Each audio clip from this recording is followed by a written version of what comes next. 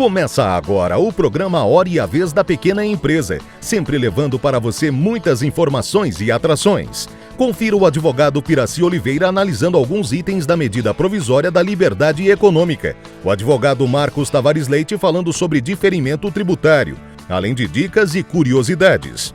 E nesta semana o presidente do Simp, Joseph Cury, recebe o economista e professor de Economia Internacional, Roberto Dumas. Fique conosco.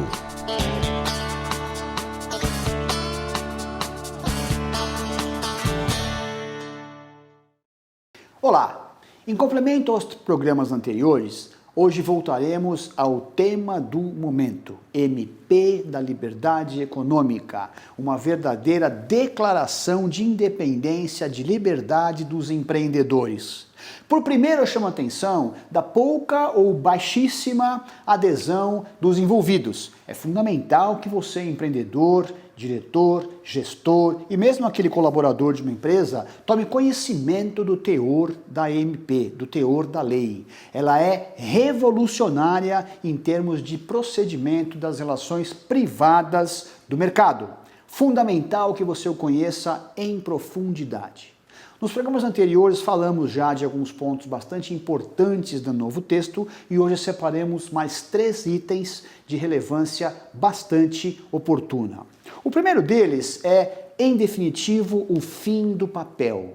Portanto, aqueles escritórios, aquelas empresas burocratizadas que juntavam papel, que juntavam provas de pagamento, trabalhista, tributária, previdenciária, contratual, de consumo, aqueles arquivos em que custosamente eram relevantes, podem ficar tranquilos. A nova lei autoriza o uso digital dos comprovantes. Então, para que eu tenha uma prova efetiva de pagamento de uma conta, de uma relação contratual, basta que eu tenha digitalizado o contrato, o pagamento e, obviamente, na eventual contestação, eu terei o extrato bancário dando conta de prova daquele transferência de numerário. Então eu posso ficar tranquilo, eu posso arquivar em modo digital, nuvem, toda relação privada, contratual e até mesmo tributária.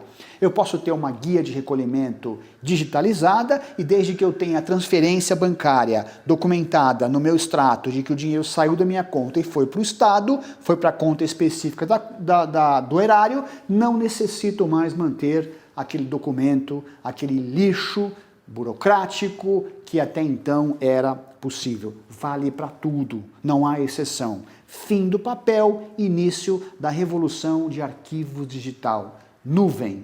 Isso é muito importante porque a gente sabe muito bem que espaço é dinheiro. Segundo ponto que eu trago aqui é uma declaração também no artigo 3º da MP que diz respeito a prazos fixados pelo poder público. Então, aquela relação que você tem com o Estado, município, União, em que é dado um prazo para o cumprimento de uma obrigação. Por exemplo, eu faço um pedido de homologação de um crédito tributário e a lei me determina 90 dias para o fisco se manifestar. A partir de agora, a não manifestação no prazo estipulado traz os efeitos da aceitação. Decorrido o prazo que o fisco tem para se manifestar acerca daquela avaliação, em não havendo negativa, a situação é de deferimento. Cumpri o prazo, agora eu tenho, não respondeu, eu tenho deferimento daquela obrigação. Algo extremamente positivo para todos nós que temos, inclusive, relação de homologação tributária e coisas do gênero. Por fim, o artigo 3º também da lei, ressalvo a importância do conhecimento do texto, traz uma ênfase ainda maior do respeito aos contratos. Relação entre 2 contratantes privados, não me refiro ao Estado, evidentemente, relação entre 2 contratantes privados, calcados na boa-fé, na transparência, na licitude da operação, deve ser mantida sem intervenção do Estado com aquelas filigranas relativas à proteção do hipossuficiente, ou à proteção do mercado, ou à proteção de outros envolvidos. A relação contratual concebida de modo transparente deve ser respeitada sem qualquer tipo de envolvimento do Estado. Exemplo clássico disso, eleição de fórum, existência de conselho de administração. Então era muito comum que os contratos estabelecessem, multas sociais, a existência de um conselho de fiscalização. Na inexistência dele seria ilícito o contrato ou seria questionável a condução dos trabalhos. Isso tudo agora está pacificado. Se houve acordo, ainda que estivesse escrito, de que houvesse essa obrigação, uma determinação qualquer, mas entre as partes ficou claro, comprovado que aquilo foi superado, o Estado não pode, por filigrana, intervir nas relações. Reitero a necessidade imperiosa de todos os gestores de negócios entenderem exatamente o conceito e as inovações da MP da Liberdade Econômica. Teremos no Brasil um outro mercado a partir dela. Nesse espaço trataremos de todos os itens relevantes para você, micro e pequeno industrial. Até o próximo programa.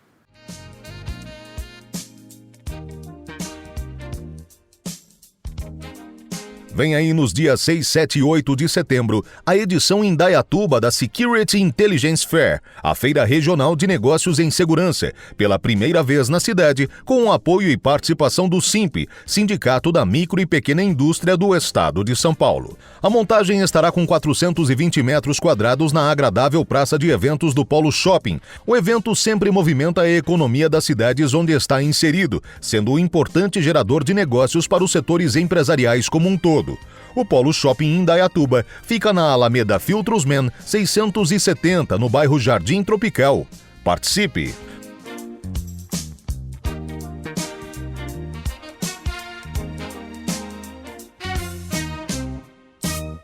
Um tema extremamente relevante para as empresas em geral, mas que merece muita atenção da micro e da pequena empresa optante do Simples Nacional, diz respeito à substituição tributária. Quando da preparação e da votação da Lei Geral da Micro e Pequena Empresa, houve um grande discurso, um grande debate sobre o assunto e houve grande pressão para que micro e pequenas empresas optantes do Simples Nacional não ficassem jamais sujeitas à substituição tributária de qualquer espécie. Apesar disso, por grande pressão de muitos estados, acabou havendo várias exceções e a questão da substituição tributária continuou contemplada na Lei Geral da Micro e Pequena Empresa, permitindo que os estados, através de seus regulamentos específicos, dessem tratamentos próprios à substituição tributária, inclusive em operações com empresas optantes do Simples Nacional. No caso que nós queremos falar aqui, ele diz respeito ao diferimento. O diferimento é uma espécie de substituição tributária onde não há antecipação do pagamento do imposto, mas o ICMS devido, por exemplo, por um fornecedor de matéria-prima, ele vai ser pago por aquele que adquire a matéria-prima no momento posterior. Portanto, a micro e pequena empresa optante do Simples Nacional, além do pagamento do Simples Nacional, ela deve estar atenta se ela adquiriu algum produto de diferimento, algum produto sujeito ao diferimento tributário. E nesse caso, ela deve pagar o ICMS em guia especial, num momento separado, além do próprio Simples Nacional. Isso é muito importante que esteja atento. Consulte o empresário da micro e da pequena empresa, optante do Simples, seu contador, veja a sua contabilidade, identifique as mercadorias, matérias-primas que você adquire para ver se elas estão sujeitas a esse regime de substituição tributária ou de diferimento, para que não fique inadimplente. Mesmo recolhendo em dia o Simples Nacional, pode ser que algum determinado produto esteja sujeito ao diferimento e, portanto, deva ter o ICMS recolhido de forma especial, mesmo pelo contribuinte optante do Simples. O tema é tão relevante que muitos estados já estão autorizando parcelamentos específicos e diferenciados nos casos de operações de substituição tributária. Mesmo o estado de São Paulo já tem, recentemente publicado, autorização para esse parcelamento especial, mas, ao mesmo tempo, está se acirrando uma fiscalização nos casos em que haja diferimento tributário, essa substituição que nós estamos falando, e que as empresas não prestam atenção. É o exemplo de muitas pequenas empresas optantes do Simples Nacional. Portanto, verifique, esteja atento para se manter regular. Eis aí a importância, inclusive, principalmente para microempresas e empresas de pequeno porte, de uma fiscalização orientadora, de uma revisão na questão fiscal para que ela seja prioritariamente orientadora, ou inicialmente orientadora, dando oportunidade ao empresário para que ele se regularize e se mantenha formal. O SIMP trabalha, portanto, nesse sentido, de orientação, de prevenção, assegurando às empresas que se mantenham formais e regulares, e assim gerando sempre emprego e renda.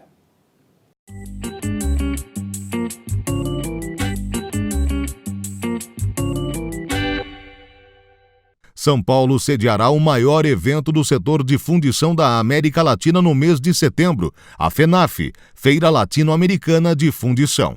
Com o apoio do SIMP, estamos realizando o maior evento do setor de metalurgia na América Latina.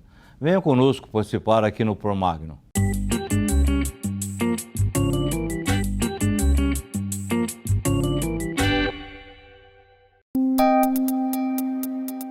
Entrevista da semana.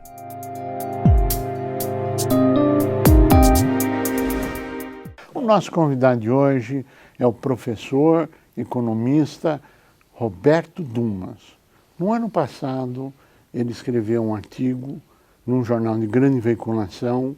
Esse ano, ele escreveu um outro artigo, mencionando o artigo anterior e dizendo que o cenário será de aprofundamento ainda dessa crise. O artigo a que eu me referi era o conflito Estados Unidos-China. Isso.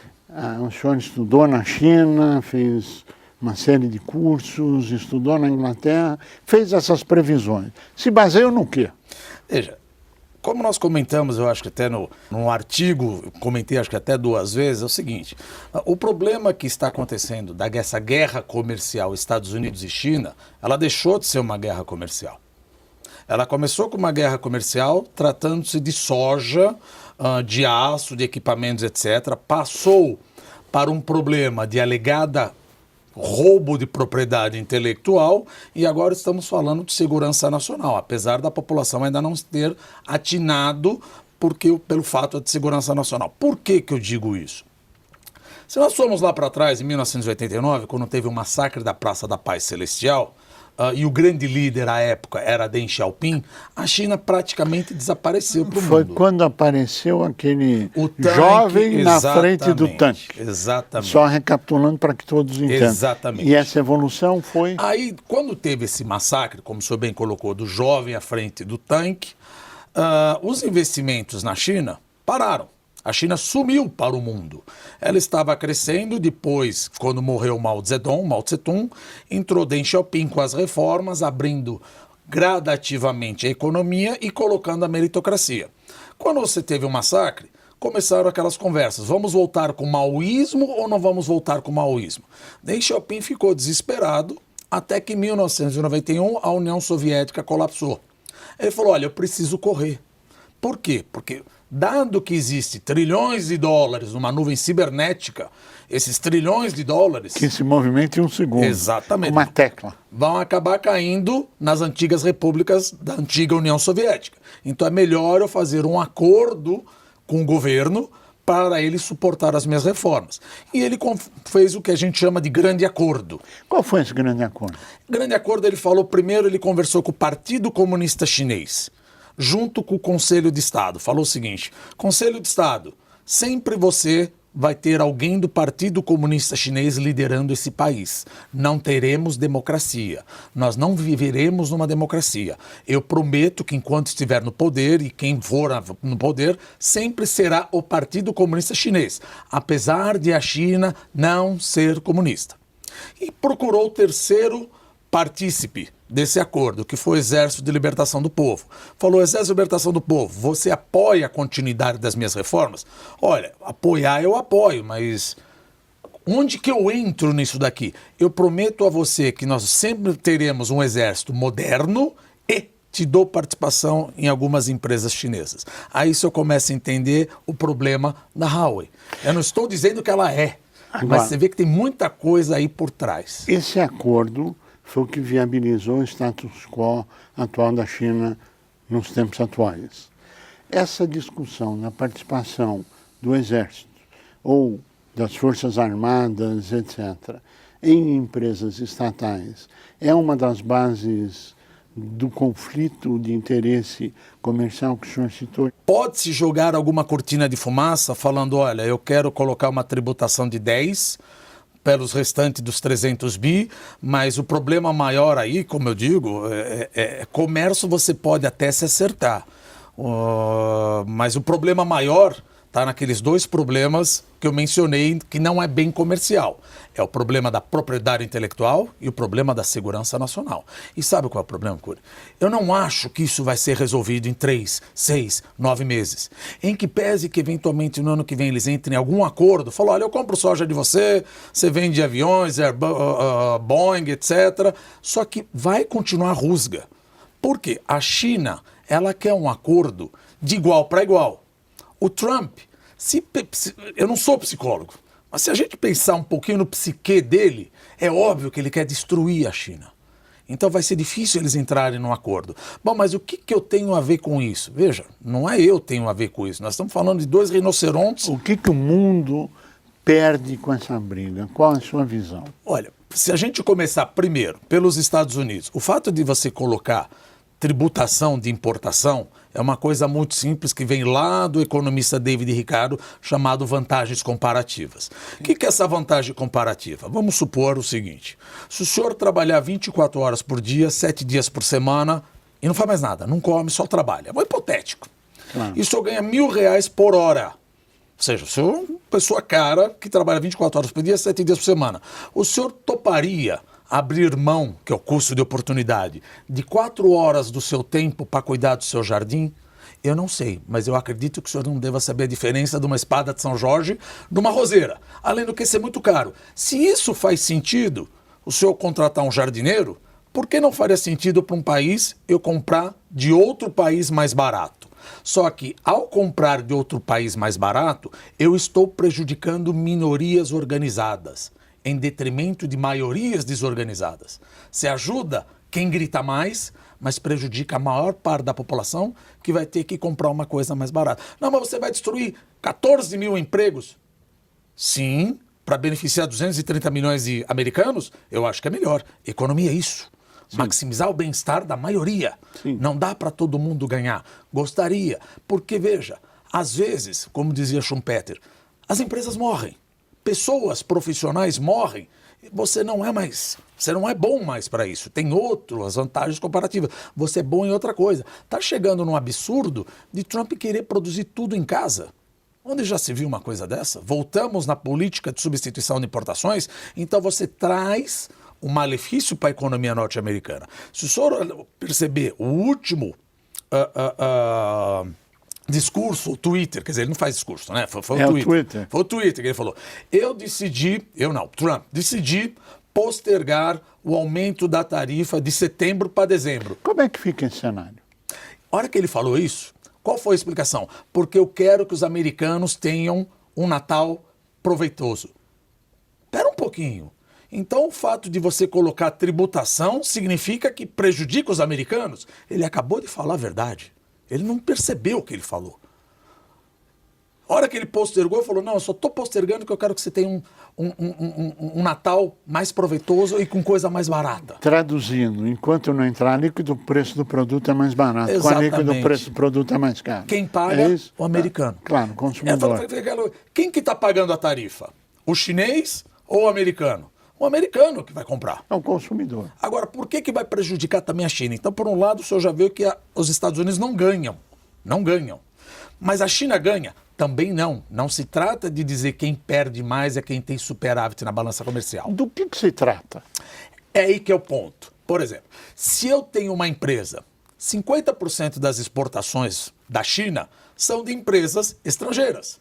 E a maior delas, americanas, que estão na China. Exatamente. O que elas fazem? Bom, se Trump colocar uma tributação, que ele já colocou de 25% em 250 bilhões, e agora vai colocar 10% em 300 bilhões, eu, como estou na China, empresa americana, eu não quero mais ficar na China. Eu vou para o Vietnã, para o Camboja, para a Índia. No final das contas, você troca um déficit da China para um déficit com Vietnã, Camboja, Índia. Não está adiantando nada. Você vê que ele não gosta da China. Mas ele sabe que ele vai trocar um déficit com outro, porque os Estados Unidos, eles não são competitivos, assim como ninguém o é em tudo. Não tem cabimento você querer fazer isso. Então você só está trocando. Mas a China, o que acontece? Dado que ela vai perder, vai ter um fluxo externo, saída de grande capital de empresas, é óbvio que a economia chinesa cresce menos. E o Brasil, nesse contexto todo? China perde um lado, Estados Unidos perde do outro lado, o resto do mundo perde, e o Brasil especificamente falando. Qual é a sua visão? Pois é aquela coisa. Eu gostaria muito que a gente sempre brinca, eu gostaria muito que algum dia o rabo abanasse o cachorro. Não vai acontecer. Não tem jeito. São duas placas tectônicas enormes que já bateram na Alemanha. A Alemanha já está em recessão. Teremos o Brexit. Já estamos vendo o que está acontecendo na Argentina. Turquia já está em crise. A zona do euro como um todo já está praticamente em recessão. Como a China compra da Coreia, Taiwan e Japão também vai afetar essas economias, como é que o Brasil vai sair incólume? E aí o senhor pega os países emergentes, o senhor pega o Chile, pega os países que exportam commodities. Ora, se o mundo cresce menos, é óbvio que eu vou vender menos commodities metálicas. Puxa, mas eu vendo minério de ferro. O Chile vende cobre.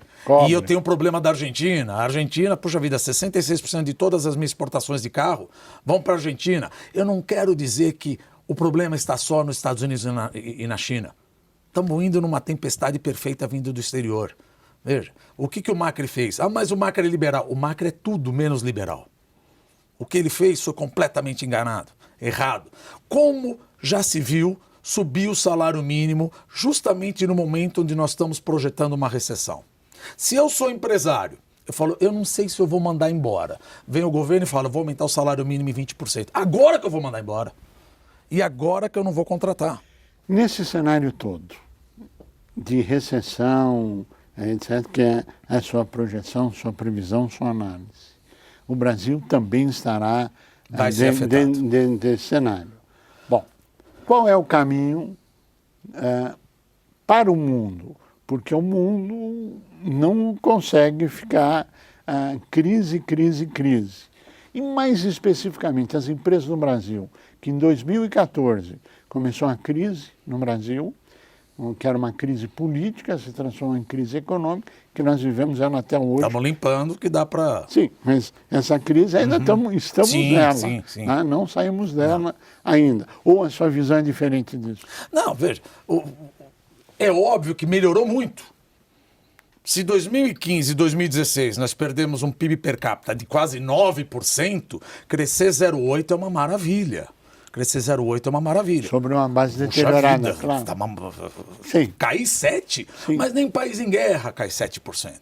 E agora vamos crescer 0,8% e o ano que vem. Veja, aparentemente o que a gente percebe é que o governo está fazendo tudo certo. Reforma da Previdência, por quê? Porque eu tinha uma espada de Damocles na minha cabeça, que era o gasto público. Sim. Se o gasto público não for endereçado, eu, senhor, todo mundo que financia o governo através de fundo DI, título público, peço mais taxa de juro. Peço mais taxa de juro, a empresa não investe, o consumidor não consome e o PIB cai.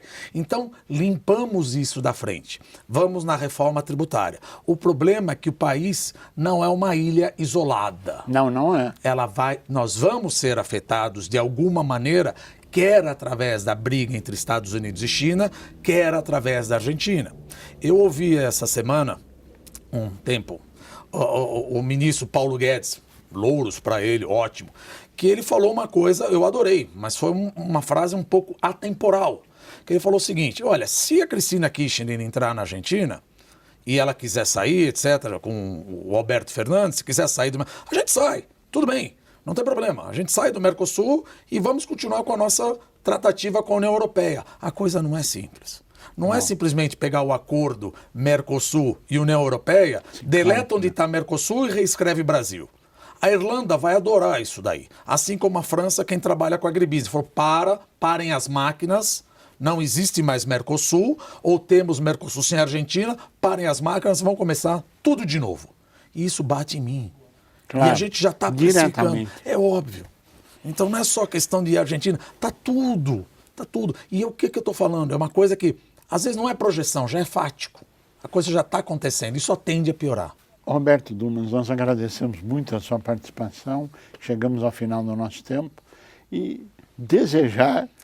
Que eu esteja totalmente errado, eu também desejo. Eu concordo com tudo que o senhor falou. Muito obrigado pela sua participação. A você que esteve conosco, o nosso mais profundo agradecimento, com a certeza que estaremos juntos na semana que vem. Até lá!